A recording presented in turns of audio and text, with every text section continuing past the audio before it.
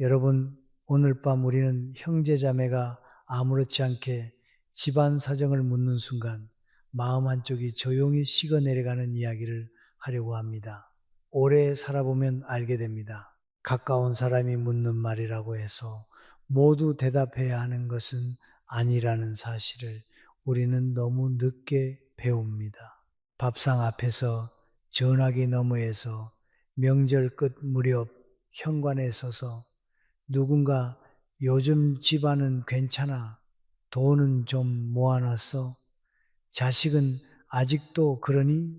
하고 묻는 순간이 있습니다. 말은 평범한데 이상하게 마음이 움츠러듭니다. 이대로 지나가면 당신은 그 관계 안에서 끝까지 버티지 못할지도 모릅니다.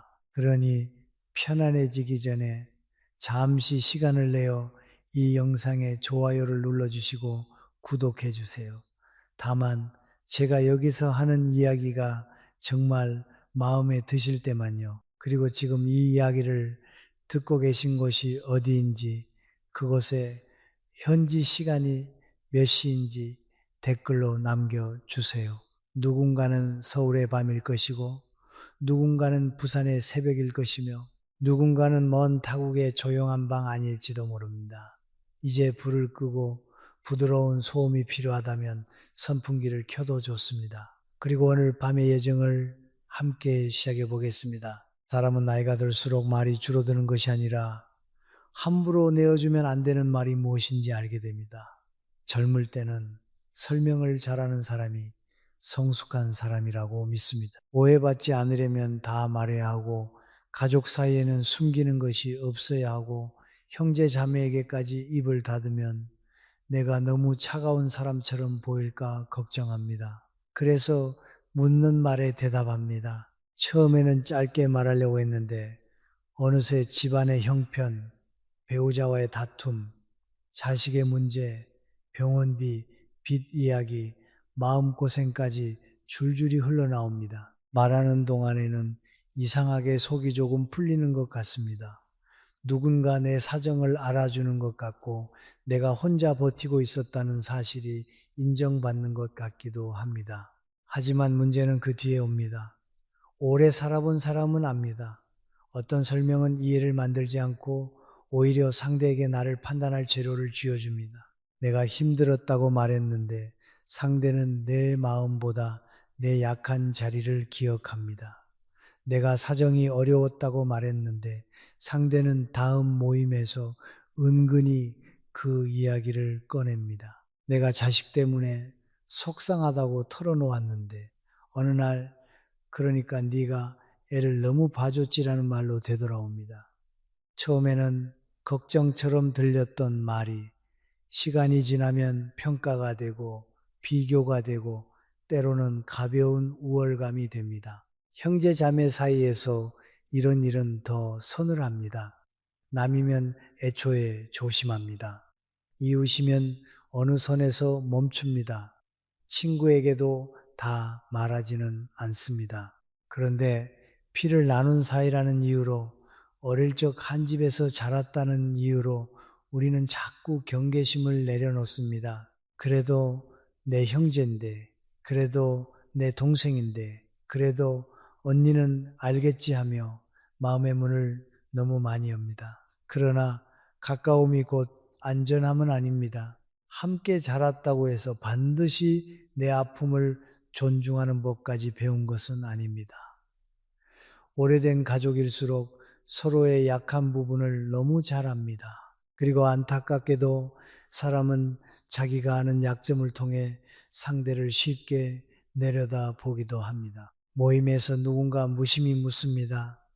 너희 집은 요즘 돈 문제 좀 나아졌니? 그 자리에는 조카도 있고 배우자도 있고 사돈 이야기를 아는 사람도 있습니다.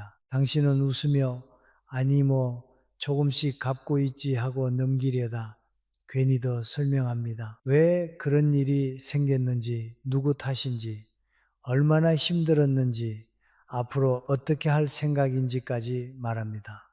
그 순간에는 성실하게 대답한 것 같지만 집으로 돌아오는 길에 마음이 무거워집니다.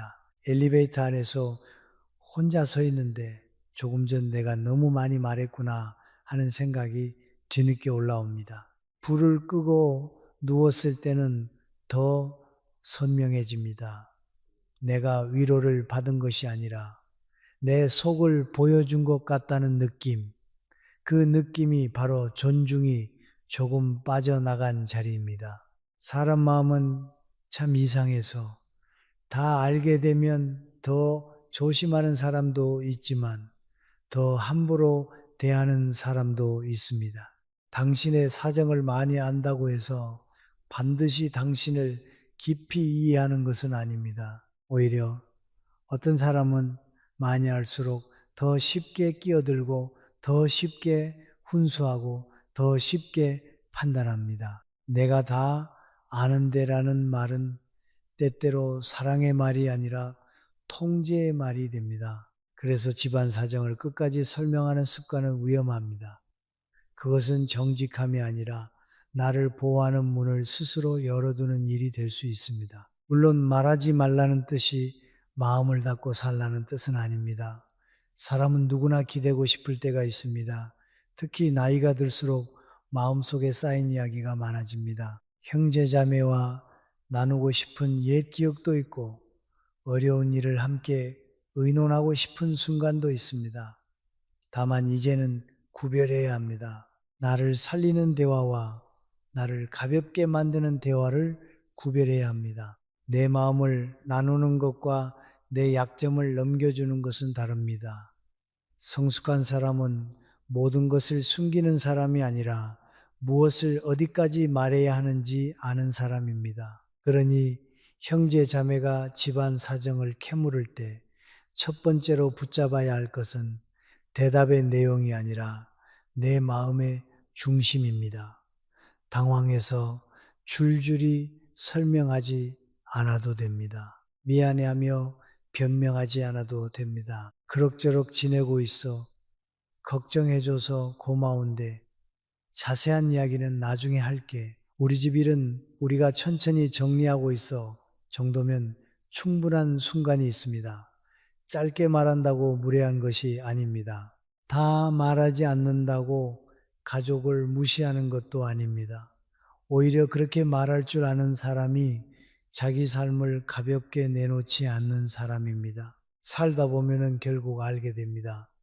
내 사정을 가장 많이 아는 사람이 나를 가장 깊이 이해해 주는 것은 아닙니다. 내 말을 끝까지 들어준 사람이 반드시 내 편이 되는 것도 아닙니다. 그러니 이제부터는 설명을 줄이는 일을 냉정함으로 여기지 않았으면 합니다.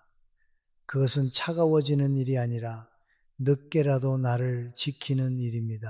오래 참아온 사람일수록 처음에는 이 짧은 대답이 낯설고 죄책감이 들고 괜히 서운한 사람처럼 보일까 걱정될 수 있습니다. 그러나 한 번, 두 번 내 이야기를 다 내어주지 않는 연습을 하다 보면 마음속에 작은 기둥이 생깁니다. 그 기둥은 말합니다. 나는 내 집안의 사정을 함부로 설명하지 않아도 되는 사람이라고. 나는 내 아픔을 증명하지 않아도 되는 사람이라고. 그리고 바로 그때부터 관계 안에서 잃어버렸던 무게가 조금씩 돌아오기 시작합니다. 가까운 사이라고 해서 모든 문을 열어두면 언젠가는 그 문으로 바람이 아니라 먼지가 들어옵니다. 형제 자매라는 이름은 참 묘합니다. 세상 사람들 앞에서는 말하지 못한 이야기도 형제 앞에서는 말해도 될 것 같고 오래 묵은 사정도 너는 알겠지 하는 마음으로 꺼내게 됩니다. 어려서 같은 밥을 먹었고 같은 부모 밑에서 자랐고 서로의 어린 얼굴을 기억하고 있으니 그 관계에는 남들이 모르는 정이 있습니다. 그래서 우리는 형제자매 앞에서 방심합니다. 그런데 살아보면 방심한 자리에서 꼭 상처가 생깁니다. 남에게는 조심해서 건네던 말을 가족에게는 너무 쉽게 내어주고 남에게는 감추던 사정을 가족에게는 설명이라는 이름으로 풀어놓습니다. 사람들이 오래 믿어온 생각 하나가 있습니다. 가족끼리는 숨기는 것이 없어야 한다는 생각입니다. 형제 자매 사이에 무슨 비밀이 있느냐고 피부티끼리 다 알고 살아야 편하다고 말합니다. 하지만 나이가 들수록 이 말이 늘 옳지는 않다는 것을 알게 됩니다. 가족이라고 해서 내 생활의 모든 사정을 들여다볼 권리가 있는 것은 아닙니다. 형제 자매라고 해서 내 부부 사이에 말 못할 틈, 내 자식의 흔들림, 내 돈의 흐름, 내 건강의 불안까지 다 알아야 하는 것은 아닙니다. 사랑과 접근권은 다릅니다. 정이 있다고 해서 모든 사정을 캐물을 권리가 생기는 것은 아닙니다. 가끔 그런 순간이 있습니다. 오랜만에 만난 형제가 웃으며 묻습니다. 요즘 너희 집은 어떻게 돌아가? 말투는 가볍습니다. 커피잔을 들고 과일을 깎으며 명절 음식 냄새가 아직 남아있는 것이라서 아주 평범하게 던진 말입니다. 그런데 그 말 안에는 이상하게 많은 문이 달려 있습니다. 돈은 괜찮은지, 부부 사이는 어떤지, 자식은 제대로 사는지, 집은 누구 명예인지, 부모님 일에는 얼마나 보탤 수 있는지, 질문 하나가 단순한 안부처럼 보이지만 대답을 시작하는 순간 어디까지 말해야 할지 모르게 됩니다. 짧게 넘기려 해도 상대가 다시 묻습니다. 아니, 진짜로 솔직히 말해봐. 그때 마음이 흔들립니다. 솔직해야 할 것 같고, 피하면 뭔가 숨기는 사람처럼 보일 것 같고, 괜히 형제 사이에 벽을 세우는 것 같아 미안해집니다. 하지만 가까운 사람일수록 더 조심해야 하는 이유가 여기에 있습니다. 가까운 사람은 내 말을 오래 기억합니다. 남은 한번 듣고 잊을 이야기도 형제 자매는 오래된 가족사와 엮어서 해석합니다. 그러니까 너는 예전부터 그랬어. 어릴 때도 네가 참 그런 식이었지. 네 자식도 결국 너 닮은 거야. 이런 말은 그냥 의견처럼 들리지만 사람 속을 깊게 긁습니다. 형제 자매는 나의 과거를 알고 있기 때문에 현재의 문제를 과거의 성격으로 묶어버리기 쉽습니다. 내가 잠깐 힘들다고 말했을 뿐인데 상대는 내 삶 전체를 아는 사람처럼 판단합니다. 그것이 가족 사이에서 설명이 위험해지는 까닭입니다.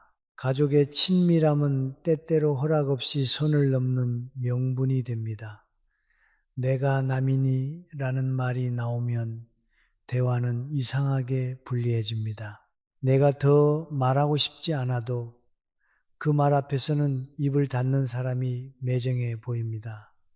그러나 정말 깊은 관계는 묻는 만큼 다 대답하게 만드는 관계가 아닙니다. 말하지 않을 권리를 존중해주는 관계입니다. 걱정한다는 이유로 캐묻지 않고 궁금하다는 이유로 마음을 뒤지지 않고 도와주겠다는 명분으로 생활을 평가하지 않는 관계가 진짜 가까운 관계입니다. 가까움이란 상대의 방안까지 마음대로 들어가는 것이 아니라 문 앞에서 조용히 기다릴 줄 아는 태도입니다. 집안 사정은 생각보다 쉽게 흘러갑니다. 한 사람에게 말한 이야기가 다른 형제에게 넘어가고 형제의 배우자에게 전해지고 어느새 조카들 귀에도 닿습니다. 처음에는 우리끼리만 아는 이야기였는데 시간이 지나면 가족 모임의 공기 속에 떠다닙니다. 누가 직접 말하지 않아도 눈빛이 달라지고 농담의 결이 달라지고 도움을 주는 척 하면서도 묘한 우위가 생깁니다. 당신은 아무렇지 않은 척 웃지만 속으로는 느낍니다. 내가 그날 너무 많이 말했구나. 내 입에서 나간 말이 이제 내 손을 떠났구나. 그 후유증은 생각보다 오래 갑니다. 다음에 만날 때 편하지 않고 전화가 와도 몸이 먼저 긴장합니다. 존중이 무너지는 일은 큰 싸움에서만 일어나지 않습니다. 사소한 질문에 너무 많이 대답한 뒤에도 조용히 일어납니다. 그래서 이제는 형제자매를 미워하지 않으면서도 내 사정의 문을 지키는 법을 배워야 합니다. 가족을 끊자는 이야기가 아닙니다. 형제 자매에게 마음을 주지 말자는 말도 아닙니다. 다만 정과 사정, 공개를 같은 것으로 착각하지 말자는 것입니다. 정은 나눌 수 있어도 내 집안의 깊은 사정은 내가 지켜야 합니다. 밥은 함께 먹어도 되고, 안부는 나누어도 되고, 어린 시절 이야기에 함께 웃어도 됩니다. 그러나 내 가정이 흔들린 자리, 내 돈이 약해진 자리, 내 자식이 아픈 자리까지 모두 열어 보일 필요는 없습니다. 그곳은 설명의 자리가 아니라 보호의 자리입니다. 성숙한 반응은 생각보다 조용합니다. 누가 깊이 캐물을 때 큰 소리로 선을 긋지 않아도 됩니다. 그건 우리가 알아서 하고 있어. 자세한 건 말하지 않는 게 좋겠어. 걱정은 고맙지만 그 이야기는 여기까지만 할게. 이렇게 말하면 됩니다. 처음에는 어색합니다. 상대가 섭섭해할 수도 있습니다. 너 변했다는 말을 들을 수도 있습니다.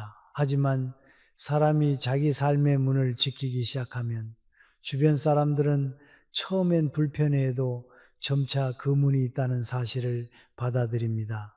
아무 문이나 열리던 사람이 어느 날 조용히 손잡이를 잡고 서 있으면 관계의 분위기가 달라집니다. 가까울수록 더 조심한다는 것은 차갑게 사는 법이 아니라 오래가는 관계를 만드는 법입니다. 너무 많이 말해서 멀어지는 관계도 많습니다. 다 알아서 함부로 대하게 되는 사이도 많습니다. 적당히 모르는 부분이 있어야 서로를 존중할 때가 있습니다. 형제 자매 사이에도 말하지 않은 공간이 필요합니다. 그 공간이 있어야 내가 나로 남고 상대도 나를 함부로 해석하지 못합니다. 결국 후반부 인생에서 필요한 관계는 모든 것을 들춰보는 관계가 아니라 서로의 닫힌 문을 인정하면서도 따뜻하게 안부를 묻는 관계입니다. 그리고 그 시작은 아주 작은 한 문장에서 옵니다. 다 말하지 않아도 된다는 허락을, 사람을 오래 겪다 보면 말보다 그 말을 꺼내는 마음을 먼저 보게 됩니다. 같은 질문이라도 어떤 사람이 묻느냐에 따라 따뜻한 안부가 되기도 하고 조용한 간섭이 되기도 합니다. 요즘 집안은 괜찮니? 라는 말 자체는 나쁜 말이 아닙니다. 정말 걱정되어 묻는 사람도 있습니다. 혼자 끙끙 앓고 있을까봐, 무슨 도움이 필요할까봐 조심스럽게 살피는 마음도 분명히 있습니다. 그러나 모든 질문이 그런 마음에서 나오는 것은 아닙니다. 어떤 질문은 걱정의 옷을 입고 있지만 안에는 비교가 들어 있습니다. 어떤 질문은 도움의 얼굴을 하고 있지만 안에는 판단이 들어 있습니다. 어떤 질문은 가족이라는 이름을 달고 있지만 사실은 내 삶의 안쪽을 들여다보고 싶은 호기심일 때도 있습니다. 나이가 들면 질문을 들을 때 대답부터 준비하지 않아도 됩니다. 예전에는 누가 물으면 곧바로 설명했습니다. 상대가 오해하지 않게, 내가 이상한 사람처럼 보이지 않게, 집안이 엉망으로 보이지 않게 최대한 자세히 말했습니다. 하지만 오래 살아보면 압니다. 질문이 들어왔다고 해서 곧장 마음의 문을 열 필요는 없습니다. 먼저 보아야 할 것은 질문의 모양이 아니라 질문의 방향입니다. 이 사람이 정말 나를 편하게 해주려고 묻는지, 아니면 내 사정을 알아낸 뒤 자기 판단을 얹으려고 묻는지, 혹은 나중에 다른 자리에서 말할 이야기거리를 찾는지 조용히 살펴야 합니다. 명절 뒤 설거지를 하다가 형제가 묻습니다. 네 자식은 아직도 직장 문제로 힘들어? 말투는 낮고 조용합니다. 그런데 그 다음 말이 이어집니다. 우리 애는 그래도 요즘 자리를 잡아서 다행이야. 이때 당신의 마음은 조금 식습니다. 처음 질문은 걱정처럼 들렸지만 곧 비교의 그림자가 드러났기 때문입니다. 또 어떤 날은 전화로 집 대출은 이제 다 갚았어 하고 묻습니다. 당신이 망설이면 상대는 웃으며 말합니다. 아니, 그냥 궁금해서 그렇지. 그러나 사람의 촉은 압니다. 그냥 궁금한 말이 왜 이렇게 마음을 불편하게 하는지, 왜 대답하고 나면 내가 작아진 느낌이 드는지 몸은 이미 알고 있습니다. 질문 뒤에 마음을 보라는 것은 사람을 의심하며 살라는 뜻이 아닙니다. 세상 모든 사람을 경계하라는 말도 아닙니다. 다만 내 마음이 불편해지는 신호를 무시하지 말라는 뜻입니다. 우리는 너무 오래 예의 바른 사람이 되려고 자기 감각을 눌러왔습니다. 불편한데도 괜찮은 척했고, 말하고 싶지 않은데도 웃으며 대답했고, 선을 넘는 질문을 받아도 가족이니까 그럴 수 있지 하고 넘겼습니다. 그러다 보니 어느 순간 내 마음이 보내는 작은 경고음을 듣지 못하게 됩니다. 하지만 불편함은 이유 없이 오지 않습니다. 상대의 말투, 눈빛, 질문의 순서, 묻는 자리, 그 모든 것이 합쳐져 마음이 먼저 알아차리는 것입니다. 관계의 진실은 여기에 있습니다. 사람은 자신이 알고 싶은 것을 질문하면서 동시에 상대를 자기 기준 안에 넣으려 합니다. 특히 형제자매 사이에서는 오래된 서열과 비교가 남아 있습니다. 누가 더 잘 살았는지, 누가 부모에게 더 인정받았는지, 누가 돈을 더 모았는지, 누가 자식을 더 잘 키웠는지, 말로는 꺼내지 않아도 마음 밑바닥에 남아있는 저울이 있습니다. 그래서 집안 사정을 캐묻는 질문은 단순한 정보 요청이 아닐 때가 많습니다.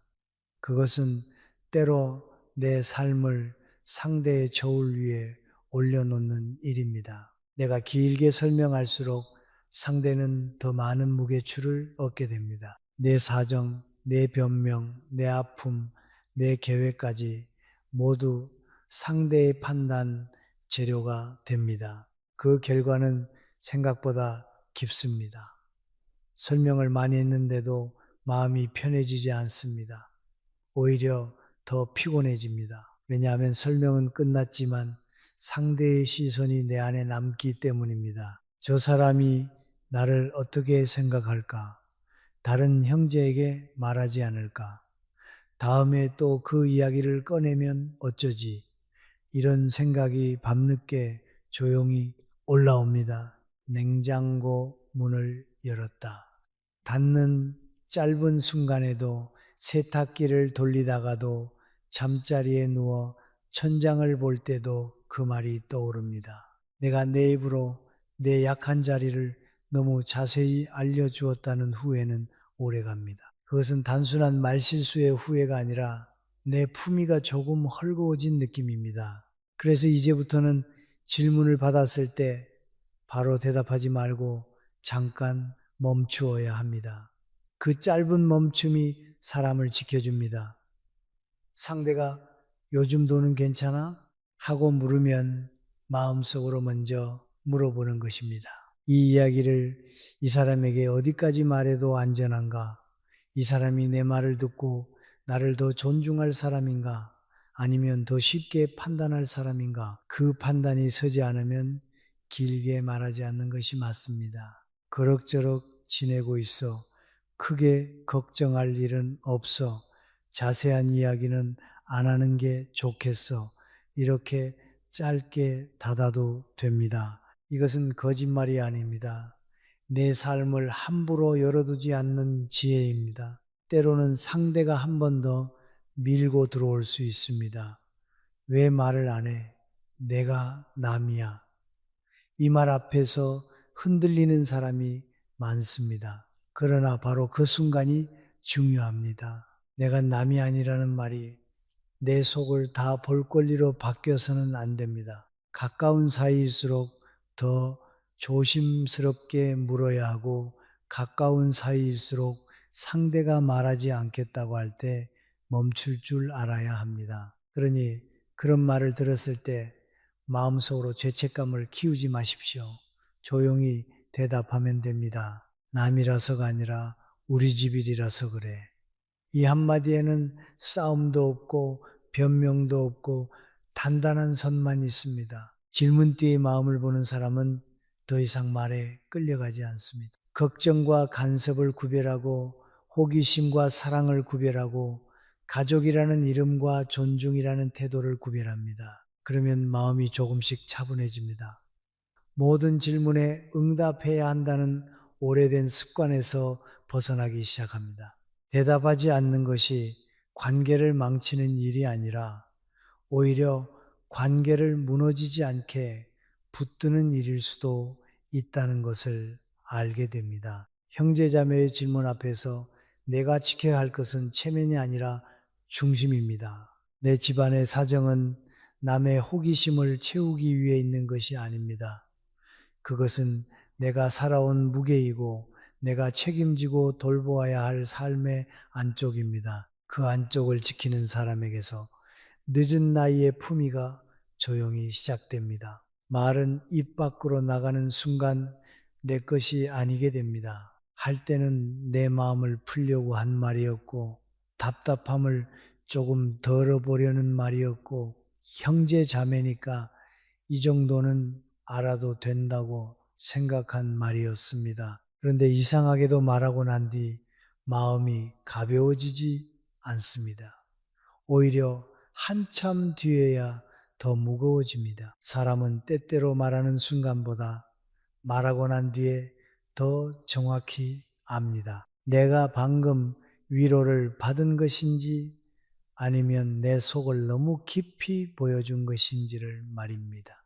그 뒤늦은 감각은 아주 조용히 찾아옵니다. 집으로 돌아와 신발을 벗는 순간, 물 한 잔을 마시려고 부엌불을 켜는 순간, 잠자리에 누워 휴대폰을 내려놓는 순간, 마음속에서 작은 목소리가 올라옵니다. 내가 왜 거기까지 말했을까?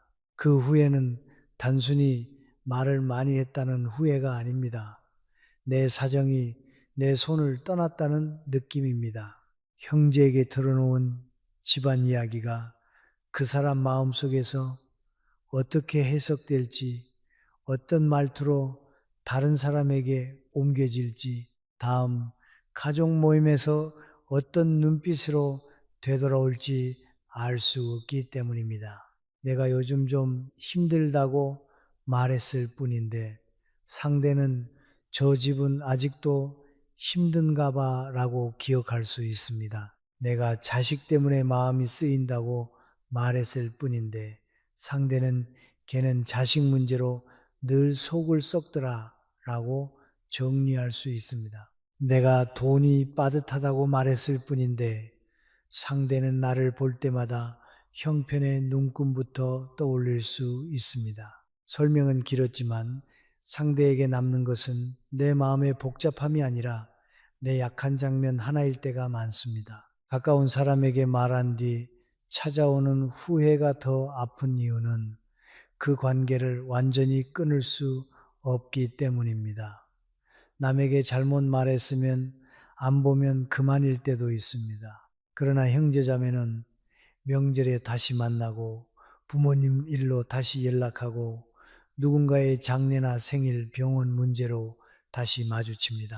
그때마다 내가 말했던 사정이 공기 속에 남아있는 것 같습니다. 상대가 아무 말도 하지 않아도 나는 이미 내 안에서 눈치를 봅니다. 저 사람이 그 이야기를 기억하고 있겠지. 나를 속으로 불쌍하게 보겠지. 다른 형제에게도 말했을까? 이런 생각은 사람을 작게 만듭니다. 관계 안에서 편하게 앉아있지 못하게 하고 웃으면서도 속은 움츠러들게 합니다. 어느 날 가족 식사 자리에서 누군가 무심히 말합니다.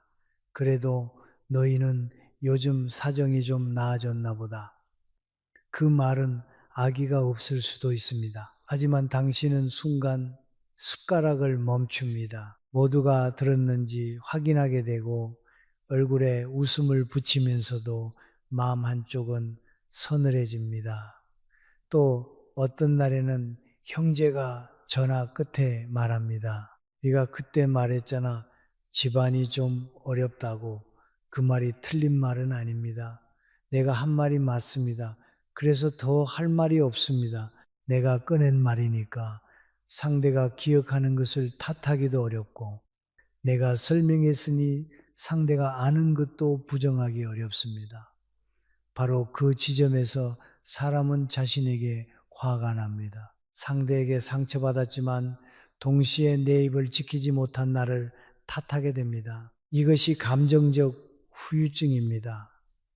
캐묻는 사람보다 다 말해버린 내가 더 오래 괴로워집니다. 상대는 질문하고 지나갔을 뿐인데 나는 그 대답의 그림자 속에 오래 머뭅니다. 낮에는 괜찮은 척해도 밤이 되면 생각이 깊어집니다. 불을 끄고 누웠는데 그날의 대화가 다시 들립니다. 왜 그렇게까지 말했지? 조금만 짧게 대답할 걸. 그냥 괜찮다고 하고 넘길 걸. 이런 후회가 반복되면 사람은 형제자매를 만나는 일이 부담스러워집니다. 만나기 전부터 무엇을 묻지 않을까 긴장하고 묻지도 않았는데 미리 방어할 말을 준비합니다. 관계가 따뜻한 자리가 아니라 시험 보는 자리처럼 느껴집니다. 존중을 잃는다는 것은 꼭 누군가 큰 소리로 나를 무시할 때만 생기는 일이 아닙니다. 내가 내 속을 너무 많이 내어준 뒤 스스로 내 자리를 좁게 느낄 때도 존중은 조용히 빠져나갑니다. 사람 마음의 진실은 한 번 내어준 이야기가 다시 비밀이 되기 어렵다는 데 있습니다. 돈 이야기, 부부 사이 이야기, 자식 문제, 건강 문제, 부모님 부양 문제처럼 집안 깊은 사정은 한 번 밖으로 나가면 원래 자리로 돌아오지 않습니다. 그래서 말을 하기 전에 생각해야 합니다. 이 이야기를 내가 감당할 수 있는가? 이 사람이 이 이야기를 들은 뒤에도 나를 전과 같이 존중할 사람인가? 나중에 이 말이 내게 돌아왔을 때 내가 부끄럽지 않을 만큼만 말하고 있는가? 이 질문을 마음속에 품으면 말은 자연스럽게 줄어듭니다. 그리고 줄어든 말 사이로 내 중심이 다시 살아납니다. 이제부터는 후회가 오기 전에 멈추는 사람이 되어야 합니다.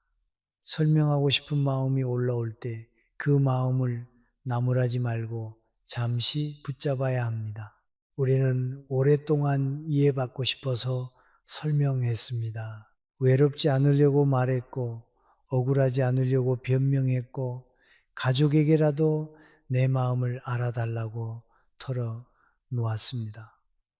그 마음은 나쁜 것이 아닙니다. 다만 이제는 알아야 합니다. 아무에게나 깊은 이야기를 하는 것은 위로가 아니라 또 다른 피로가 될 수 있습니다. 그러니 형제자매가 집안 사정을 캐물을 때 내 안에서 설명이 길어지려는 순간 조용히 숨을 고르십시오. 차 한 모금을 마시거나 시선을 잠시 낮추거나 그 이야기는 여기까지만 하자 라고 단정히 말하면 됩니다. 후회하지 않는 말은 되게 짧고 조용합니다. 괜찮아.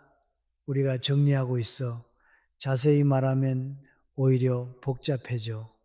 걱정해줘서 고마워. 그런데 이건 우리 집 안에서 다룰 일이야. 이런 말들은 상대를 밀어내지 않으면서도 내 사정을 지킵니다.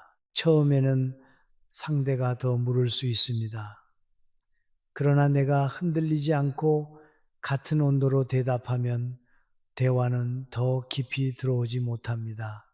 성숙한 경계는 날카로운 말이 아니라 반복되는 침착함에서 만들어집니다. 한 번 세게 말하는 것보다 매번 조용히 멈추는 것이 더 큰 힘을 냅니다. 다 말한 뒤 찾아오는 후회를 여러 번 겪은 사람은 어느 날부터 말하기 전에 자기 마음을 먼저 살핍니다. 지금 내가 말하려는 것이 정말 필요한 말인지 아니면 순간의 외로움이 밀어올린 말인지 상대에게 도움을 청하는 것인지 아니면 인정받고 싶어서 내 약한 곳을 보여주는 것인지 이 구별이 생기면 삶이 조금 단단해집니다. 형제 자매를 볼 때도 덜 흔들립니다. 묻는 말에 끌려가지 않고 내가 정한 만큼만 말할 수 있게 됩니다. 그러면 집에 돌아와 불을 끄고 누웠을 때 마음이 다릅니다. 오늘은 내 사정을 지켰구나. 오늘은 내 입으로 내 품위를 허물지 않았구나. 그 조용한 안도감이 쌓이면 사람은 늦은 나이에도 다시 자기 편이 될 수 있습니다. 선을 세운다는 것은 상대를 밀쳐내는 일이 아니라 내 삶이 함부로 밟히지 않도록 조용히 문턱을 만드는 일입니다. 많은 사람이 경계라는 말을 차갑게 생각합니다. 가족 사이에 무슨 선이 있느냐고, 형제 자매끼리 그렇게까지 해야 하느냐고 말합니다. 그래서 끝까지 설명하고 끝까지 이해시키려 하고 상대가 더 묻지 않을 때까지 대답합니다. 그러나 살아보면 알게 됩니다. 선이 없는 관계가 더 따뜻한 것이 아니라 선이 없는 관계가 더 쉽게 상처를 만듭니다. 가까운 사이일수록 어디까지 들어와도 되는지 서로 알아야 오래 갑니다. 아무 때나 묻고 아무 데나 끼어들고 걱정이라는 이름으로 집안 깊은 곳을 들추는 관계는 시간이 갈수록 사람을 지치게 합니다. 형제자매가 집안 사정을 캐물을 때 우리가 가장 먼저 버려야 할 습관은 설명으로 방어하려는 마음입니다. 그게 아니고 사실은 이런 사정이 있어서 네가 오해할까봐 말하는데 라는 말이 나오기 시작하면 이미 대화의 중심은 상대에게 넘어갑니다. 나는 내 삶을 해명하는 사람이 되고 상대는 듣고 판단하는 사람이 됩니다. 설명이 길어질수록 나는 더 성실해지는 것 같지만 관계 안의 위치는 오히려 낮아질 수 있습니다. 왜냐하면 해명은 늘 상대의 허락을 기다리는 모양을 하고 있기 때문입니다. 내가 왜 그렇게 살았는지, 왜 그 선택을 했는지, 왜 자식 문제가 그렇게 되었는지, 왜 돈이 그리 흘렀는지 계속 설명하다 보면 어느새 내 인생을 내가 사는 것이 아니라 상대의 평가 앞에 제출하는 것처럼 됩니다. 짧은 장면 하나만 떠올려도 알 수 있습니다. 형제가 전화로 묻습니다. 요즘 집안일은 어떻게 정리됐어? 지난번에 말한 그 문제 말이야. 당신은 순간 마음이 굳습니다. 말하고 싶지 않은데 또 피하면 이상하게 보일까봐 입이 먼저 움직입니다. 아직 완전히 된 건 아닌데 사실은 하고 시작하는 순간 이야기는 길어집니다. 상대는 중간중간 그러니까 내 말은 하며 끼어듭니다. 전화가 끝난 뒤에는 몸에 힘이 빠집니다. 대단한 싸움을 한 것도 아닌데 하루가 무겁습니다. 이것이 설명으로 선을 대신했을 때 생기는 피로입니다. 말은 많이 했는데 지킨 것은 별로 없고 오히려 더 많은 문을 열어준 느낌이 남습니다. 그러니 이제는 설명 대신 선을 세우는 연습이 필요합니다. 선은 크게 말하지 않아도 됩니다. 단호함은 목소리의 크기에서 나오지 않고 말의 끝이 흔들리지 않는 데서 나옵니다. 그 이야기는 자세히 말하지 않을게. 이 한마디면 충분한 순간이 있습니다. 상대가 왜냐고 물으면 우리 집안에서 정리할 일이야 라고만 덧붙이면 됩니다. 더 이상 이유를 길게 붙이지 않아야 합니다. 이유를 많이 붙이는 순간 상대는 그 이유를 반박할 틈을 찾습니다. 그래도 형제인데 알아야지. 내가 걱정돼서 그러는 거야. 너 혼자 끙끙대지 말고 말해봐. 이런 말 앞에서 흔들리지 않으려면 애초에 설명의 문을 너무 넓게 열지 않는 것이 좋습니다. 성숙한 경계는 상대를 무한하게 만들지 않으면서도 내 자리를 지키는 방식입니다. 예를 들어 모임에서 누군가 너희 집은 요즘 돈 문제 괜찮아? 하고 묻는다면 모두가 듣는 자리에서 얼굴을 굳힐 필요는 없습니다. 큰일 없이 지내고 있어. 이런 이야기는 밥 먹는 자리에서 길게 하지 말자. 이렇게 가볍고 단정하게 넘기면 됩니다. 자식 문제를 캐물을 때도 마찬가지입니다. 아이가 자기 길을 찾아가는 중이야. 자세한 이야기는 아끼고 싶어. 부부 사이를 묻는 질문에는 사는 일에는 다 조금씩 있지만 우리가 알아서 맞춰가고 있어. 이렇게 말하면 됩니다. 이 말들은 거칠지 않습니다. 그러나 분명합니다. 상대를 공격하지 않지만 더 들어오지 말라는 뜻은 확실히 전합니다. 관계의 진실은 처음부터 선을 세우지 않은 사람에게 사람들은 더 쉽게 선을 넘는다는 것입니다. 나쁜 사람이어서만 그런 것이 아닙니다. 사람은 허용된 만큼 들어옵니다. 매번 자세히 말해주던 사람이 갑자기 침묵하면 상대는 당황할 수 있습니다. 그러나 그것은 내가 잘못해서가 아니라 지금까지 너무 많이 허용해 왔기 때문입니다. 선을 세우기 시작하면 처음에는 어색한 공기가 흐릅니다. 형제가 너 요즘 왜 이렇게 말을 아끼니? 라고 할 수도 있습니다. 그때 변명하지 말고 조용히 웃으며 말하면 됩니다. 나이가 드니까 집안일은 조금 조심해서 말하게 되더라. 이 말에는 비난이 없습니다. 하지만 방향은 분명합니다. 선을 세울 때 가장 조심해야 할 것은 분노로 말하지 않는 것입니다.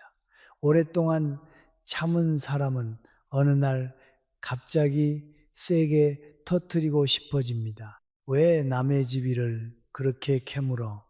당신이 뭔데 자꾸 물어? 이런 말이 목 끝까지 올라올 수 있습니다.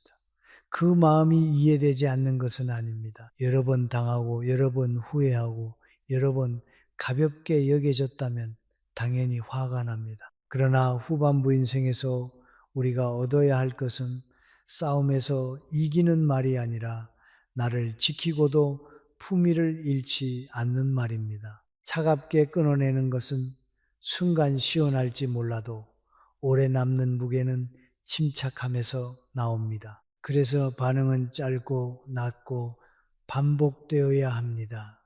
상대가 한 번 더 물으면 같은 온도로 다시 말합니다. 그 이야기는 여기까지만 할게. 또 묻는다면 자세히 말하고 싶지 않아. 더 밀고 들어오면 걱정은 고맙지만 이건 내가 정할 문제야. 같은 말을 조금씩만 바꾸어 반복합니다. 흔들리며 길게 설명하지 않고 화내며 관계를 부수지도 않습니다. 이것은 겁이 많아서 피하는 것이 아닙니다. 오히려 자기 삶의 주인이 된 사람이 할 수 있는 태도입니다. 말의 양을 줄이고 중심의 무게를 늘리는 것입니다. 이렇게 선을 세우기 시작하면 처음에는 마음이 불편할 수 있습니다. 집에 돌아와 내가 너무 야박했나 하는 생각이 들 수도 있습니다. 그러나 곧 다른 감각이 올라옵니다. 오늘은 내 이야기를 지켰다는 감각입니다. 상대가 원하는 만큼 내 속을 내어주지 않았고 나중에 후회할 말을 만들지 않았다는 안도감입니다. 이 안도감은 작지만 깊습니다. 사람은 자신을 지킨 날 밤에 누워도 마음이 덜 흔들립니다. 예전처럼 대화를 곱씹으며 스스로를 탓하지 않습니다. 그 대신 이런 생각이 듭니다. 나는 이제 내 사정을 다 설명하지 않아도 괜찮다. 형제 자매를 미워하지 않아도 내 집안의 문을 닫을 수 있다. 설명 대신 선을 세우는 일은 하루아침에 익숙해지지 않습니다. 하지만 한 번 시작하면 관계의 결이 달라집니다. 상대는 서서히 알게 됩니다. 이 사람에게는 더 이상 함부로 캐묻기 어려운 부분이 있다는 것을, 웃고 있어도 넘지 말아야 할 문턱이 있다는 것을 말입니다.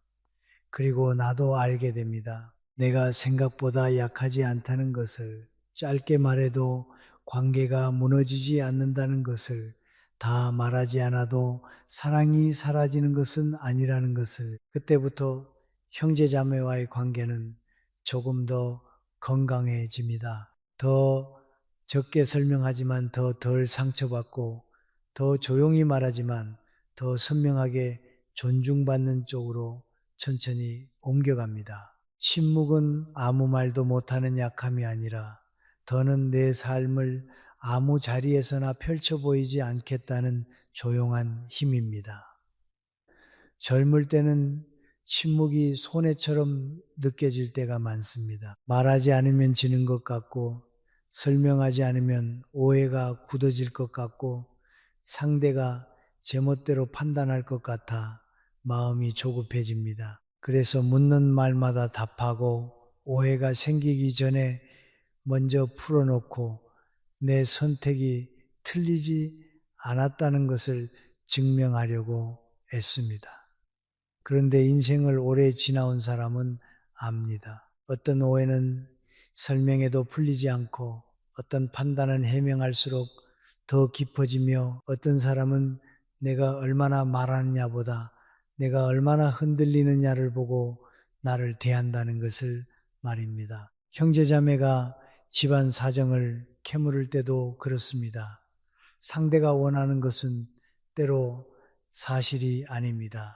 정확한 사정보다 내가 얼마나 불안해하는지, 얼마나 당황하는지, 얼마나 쉽게 속을 내어주는지를 보는 경우가 있습니다. 물론 모든 형제자매가 그렇다는 뜻은 아닙니다. 하지만 사람 사이에는 묘한 힘의 흐름이 있습니다. 누군가가 깊이 묻고 내가 급히 설명하고 상대가 고개를 끄덕이며 판단하는 구도가 반복되면 관계 안에는 보이지 않는 위아래가 생깁니다. 나는 내 삶을 설명하는 사람이 되고 상대는 내 삶을 평가하는 사람이 됩니다.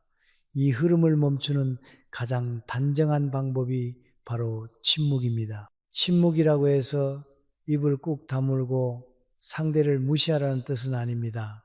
품위 있는 침묵은 거절과 다릅니다. 그것은 필요한 만큼만 말하고 더 이상 깊이 들어가지 않는 태도입니다. 누가 그 일은 결국 어떻게 됐어? 하고 물었을 때 잘 정리하고 있어 라고 답하고 멈추는 것. 자식 일은 아직도 골치 아프니 라는 말에 아이도 자기 몫을 배워가는 중이야 라고 말하고 더 붙이지 않는 것. 너희 집 사정은 왜 그렇게 복잡하니? 라는 말에 잠깐 웃고 사는 일이 다 단순하지만은 않지라고 넘기는 것. 이런 짧은 침묵은 싸움을 만들지 않으면서도 내 안쪽을 닫아줍니다. 이상하게도 사람은 다 보여주는 사람보다 조금 남겨두는 사람을 더 함부로 대하지 못합니다. 모든 사정을 털어놓고 모든 감정을 설명하고 모든 약점을 해명하는 사람에게는 상대가 쉽게 의견을 얹습니다. 그건 네가 잘못했네. 그때 그렇게 했어야지. 내가 보기엔 말이야. 그러나 조용히 필요한 말만 하는 사람에게는 함부로 훈수를 두기 어렵습니다. 정보가 적어서만이 아닙니다. 그 사람에게는 자기 삶을 함부로 내놓지 않는 무게가 느껴지기 때문입니다. 말이 적은 사람은 비밀스러운 사람이 아니라 자신을 허투루 다루지 않는 사람처럼 보입니다.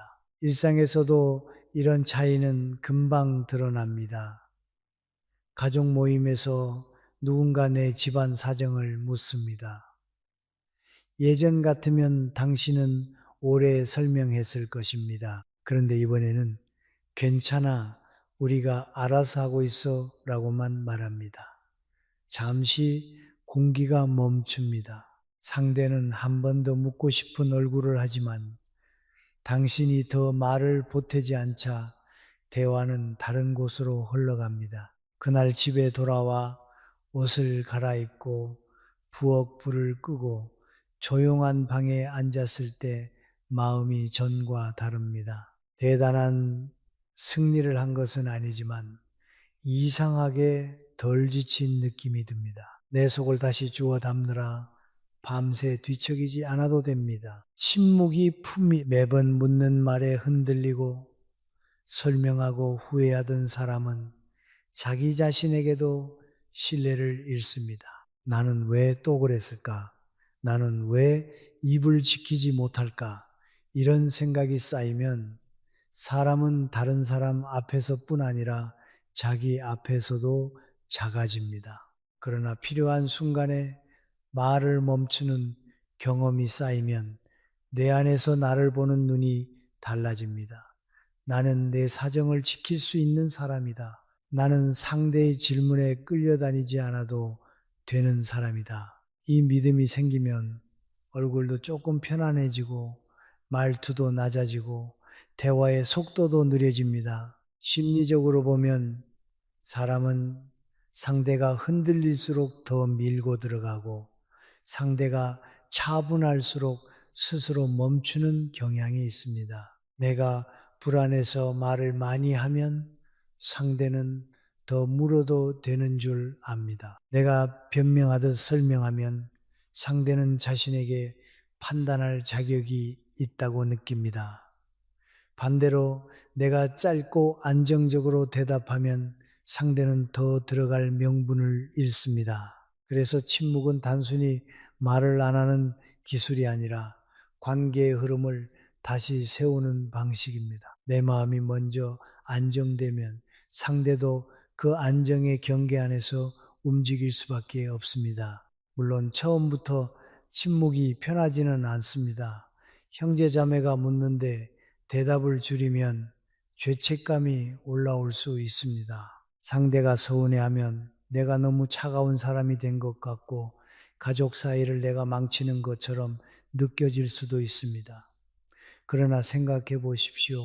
내 집안의 모든 사정을 말해야만 유지되는 관계라면 그것은 이미 건강한 가까움이 아닙니다. 내가 침묵할 권리를 인정하지 않는 관계라면 그 관계 안에서 나는 언제나 설명하는 사람으로만 남게 됩니다.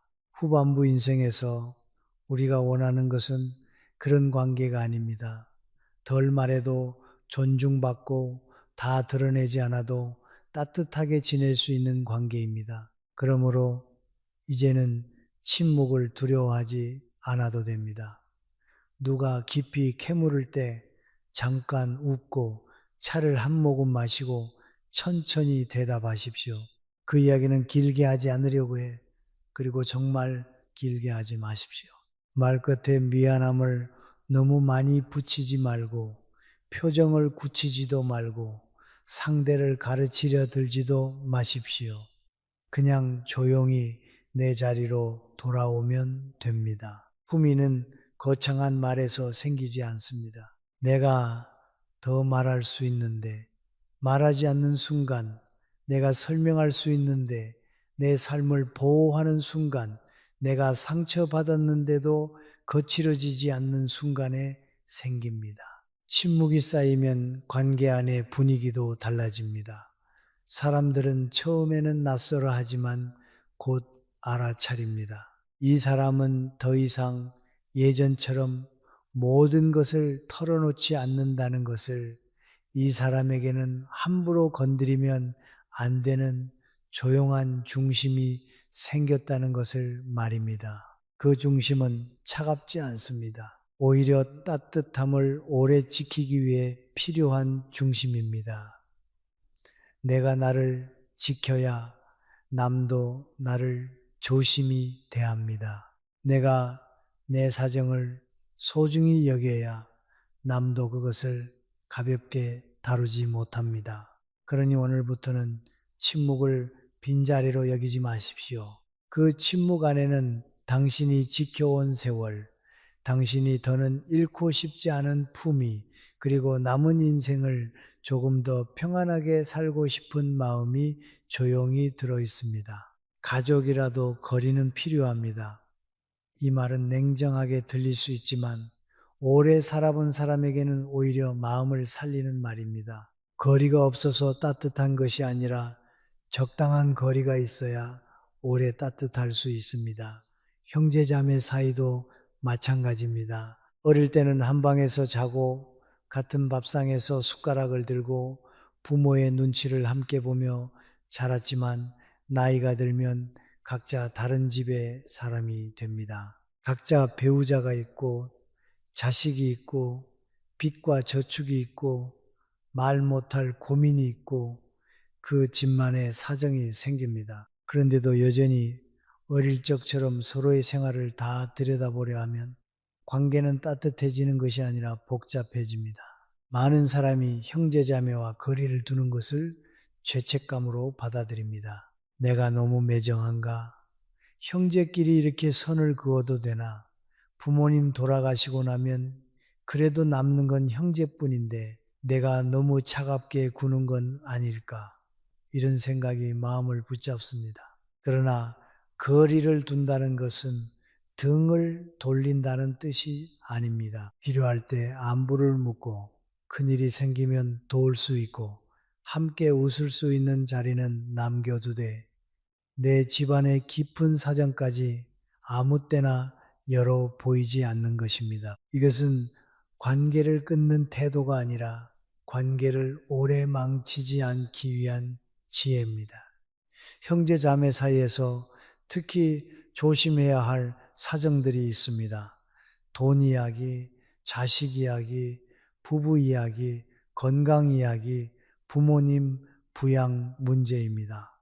이 5가지는 말하는 순간 쉽게 평가가 붙습니다. 돈 이야기는 형편의 비교가 되고, 자식 이야기는 양육의 잘못이 되고, 부부 이야기는 편 가르기가 되고, 건강 이야기는 불안과 동정의 눈빛이 되며, 부모님 문제는 누가 더 했고 덜 했는지 따지는 장부가 되기 쉽습니다.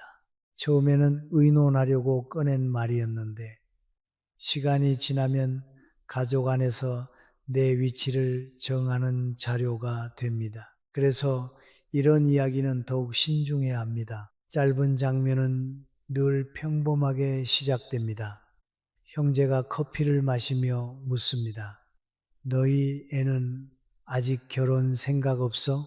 당신은 웃으며 넘기려 했지만 상대가 다시 말합니다. 나이가 있는데 부모가 좀 챙겨야지. 그 순간 자식 이야기는 안부가 아니라 평가가 됩니다. 또 어떤 날에는 요즘 남편이랑은 괜찮아 하고 묻습니다. 말은 걱정 같지만 대답을 시작하면 부부 사이의 균열이 남의 입에 오를 수 있습니다. 부모님 병원비 이야기를 하다가도 그때 너희가 좀 더 냈어야지 라는 말이 나오면 형제의 정은 순식간에 계산으로 변합니다. 이런 장면들은 크고 특별한 사건이 아닙니다. 평범한 집마다 조금씩 겪는 일입니다. 그래서 더 조심해야 합니다. 관계의 진실은 가족일수록 오래된 감정이 현재의 대화에 섞인다는 것입니다. 형제 자매는 오늘의 나만 보지 않습니다. 어릴 때의 나, 부모에게 더 사랑받았던 것처럼 보였던 나, 반대로 늘 부족하다고 여겨졌던 나, 예전부터 돈을 잘 썼다거나 성격이 예민했다거나 고집이 셌다고 기억되는 나까지 함께 봅니다. 그래서 지금 내가 집안 사정을 말하면 상대는 그 사정을 있는 그대로만 듣지 않습니다. 오래된 감정과 기억을 섞어서 해석합니다. 쟤는 원래 저랬어. 또 저러는구나. 그래서 집안이 저렇게 된 거지. 이런 식으로 말입니다. 이것이 형제자매 앞에서 설명을 줄여야 하는 이유입니다. 거리를 둔다고 해서 마음까지 닫을 필요는 없습니다. 오히려 건강한 거리는 말투를 부드럽게 만듭니다.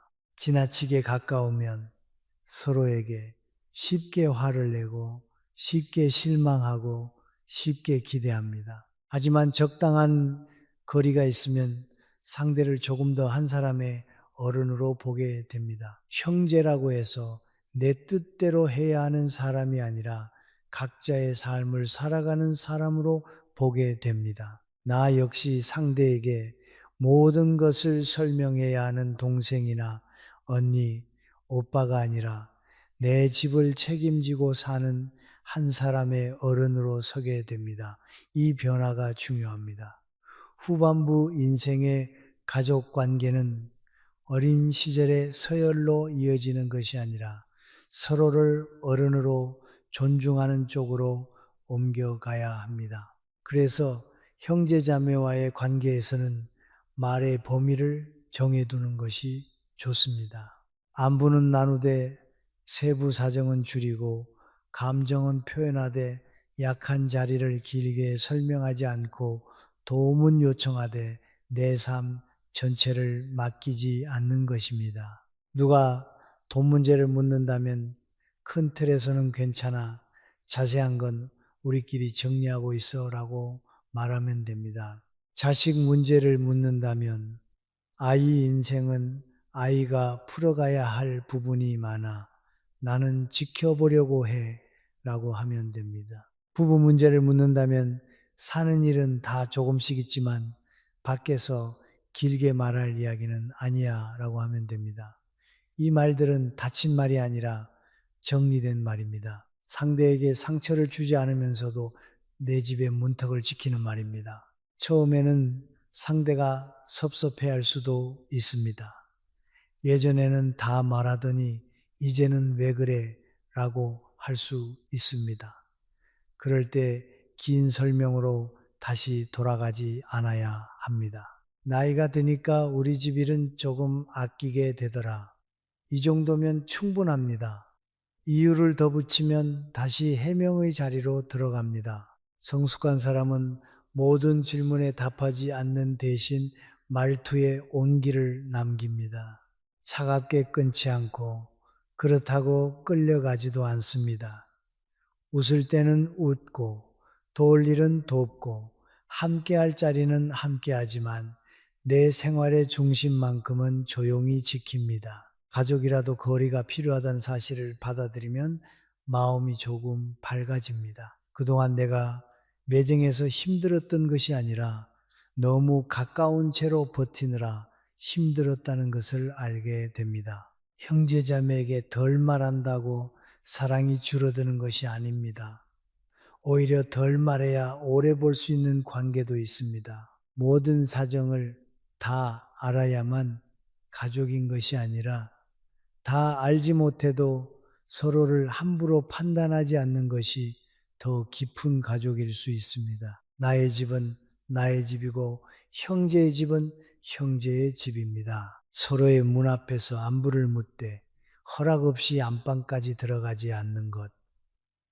그것이 후반부 인생에서 형제 자매와 품위 있게 지내는 가장 조용한 방법입니다. 내 사정은 결국 내가 지켜야 합니다. 이 말은 외롭게 들릴 수도 있지만 사실은 사람을 다시 자기 자리로 돌려놓는 말입니다. 젊을 때는 누군가 내 마음을 알아주기를 바라고 가족이라면 내 어려움을 끝까지 이해해 주리라 기대합니다. 형제자매라면 내 편이 되어줄 것 같고 내가 왜 힘들었는지 설명하면 적어도 판단하지는 않을 것이라 믿습니다. 그러나 인생을 오래 지나오면 알게 됩니다. 나를 가장 오래 한 사람이 반드시 나를 가장 깊이 이해하는 것은 아니며 내 이야기를 많이 들은 사람이 반드시 내 편이 되는 것도 아닙니다. 그래서 어느 나이가 지나면 사람은 바깥의 이해보다 안쪽의 중심을 더 믿고 살아야 합니다. 형제자매가 집안 사정을 캐물을 때마다 흔들렸던 이유는 사실 그 질문이 너무 강해서가 아닙니다.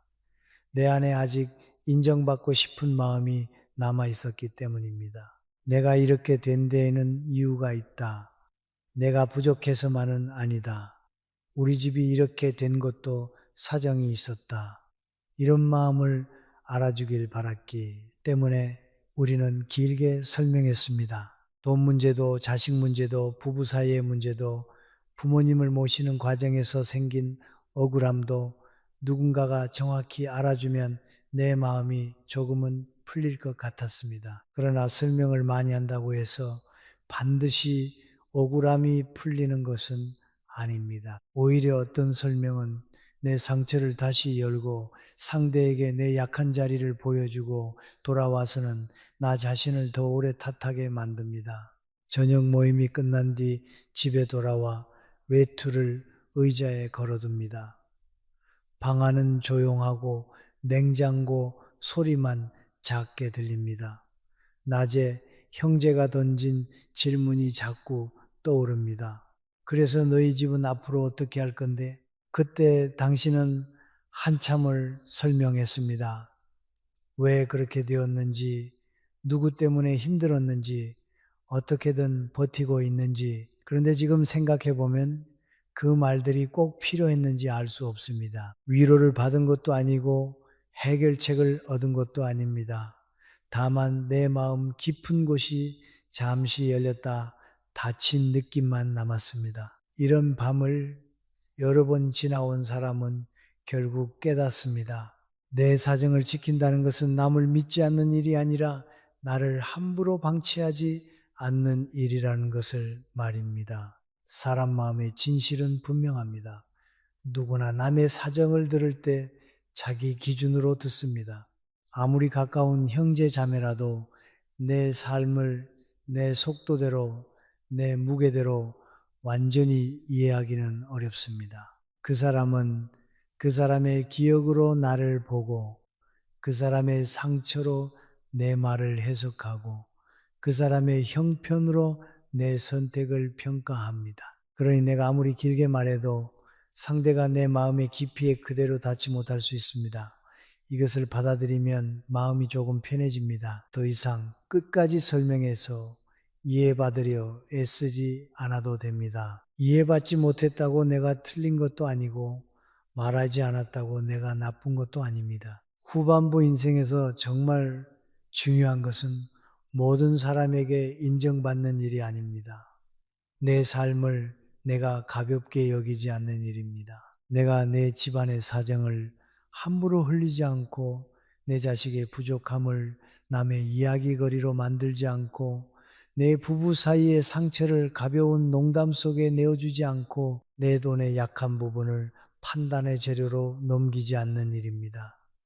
이것은 체면을 지키는 일이 아니라 품위를 지키는 일입니다. 품위란 부유하거나 완벽한 사람에게만 있는 것이 아닙니다. 어려움 속에서도 내 삶을 아무렇게나 설명하지 않는 사람, 상처가 있어도 그것을 남의 손에 함부로 쥐어주지 않는 사람, 미움 없이도 선을 세울 줄 아는 사람에게서 품위는 조용히 드러납니다. 이제 형제자매가 묻는 말 앞에서 너무 빨리 대답하지 않아도 됩니다. 누군가 집안 사정은 좀 나아졌니? 하고 물으면 잠깐 숨을 고르고 말해도 됩니다. 천천히 정리하고 있어. 누군가 자식 문제는 어떻게 됐어? 하고 묻는다면 그 아이도 자기 삶을 배워가는 중이야. 누군가 돈은 괜찮아? 하고 캐묻는다면 걱정해줘서 고마워. 자세한 건 말하지 않을게. 이 정도면 충분합니다. 짧지만 무례하지 않고 따뜻하지만 열려있지 않습니다. 이런 말은 상대를 이기기 위한 말이 아니라 내 삶을 제자리로 돌려놓는 말입니다. 처음에는 마음이 흔들릴 것입니다.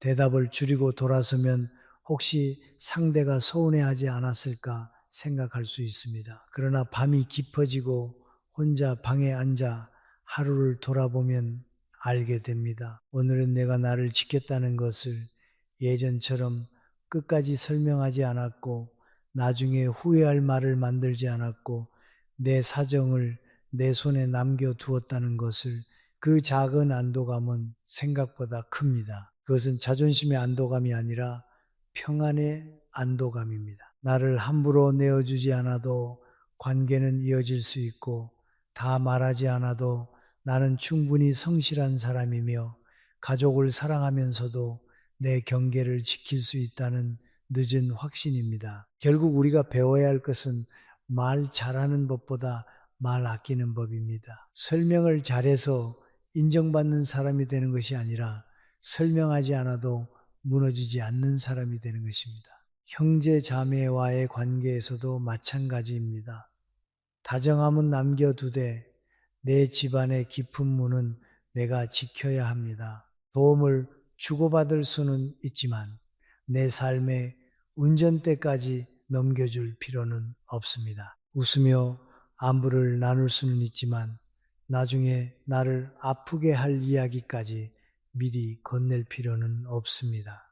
그렇게 조금씩 말의 양을 줄이고 마음의 중심을 세우면 관계는 덜 소란스러워지고 내 안은 더 넓어집니다. 늦은 나이에 필요한 존중은 남이 먼저 주는 것이 아니라 내가 나를 어떻게 대하느냐에서 시작됩니다. 이 밤의 이야기를 천천히 되짚어 보면 우리는 결국 한 가지 자리로 돌아옵니다. 형제 자매가 집안 사정을 물을 때 끝까지 설명하지 않아도 됩니다. 가까운 사이일수록 더 조심해야 하고 걱정처럼 들리는 질문 속에도 비교와 판단이 섞일 수 있으며 말하고 난 뒤에 후회는 생각보다 오래 마음에 남습니다. 그래서 이제는 설명 대신 선을 세우고 침묵을 두려워하지 않고 가족이라도 필요한 거리를 인정해야 합니다. 당신이 그동안 너무 많이 말했던 것은 어리석어서가 아닙니다. 이해받고 싶었기 때문입니다. 외로웠고 억울했고 누군가 내 사정을 알아주면 마음이 덜 아플 것 같았기 때문입니다. 그러니 지난날의 자신을 너무 나무라지 마십시오. 그때의 당신은 그 방식밖에 몰랐고 그래도 관계를 지켜보려고 애쓴 것입니다. 다만 이제는 다르게 살아도 됩니다. 모든 질문에 답하지 않아도 되고 모든 오해를 풀지 않아도 되고 모든 사정을 가족에게 증명하지 않아도 됩니다. 짧게 말해도 됩니다. 조용히 웃어도 됩니다. 그 이야기는 여기까지만 할게 라고 말하고도 따뜻한 사람으로 남을 수 있습니다. 당신의 집안 사정은 남의 판단을 위해 있는 것이 아닙니다. 당신이 살아온 세월, 참아온 마음, 지켜야 할 평안이 담긴 자리입니다. 그 자리를 아끼십시오. 덜 설명해도 당신의 진심은 사라지지 않습니다. 덜 드러내도 당신의 품위는 더 깊어질 수 있습니다. 이제부터는 내 편에 서도 됩니다. 내 경계를 지켜도 됩니다. 내 남은 인생을 조금 더 조용하고 단단하게 살아도 됩니다.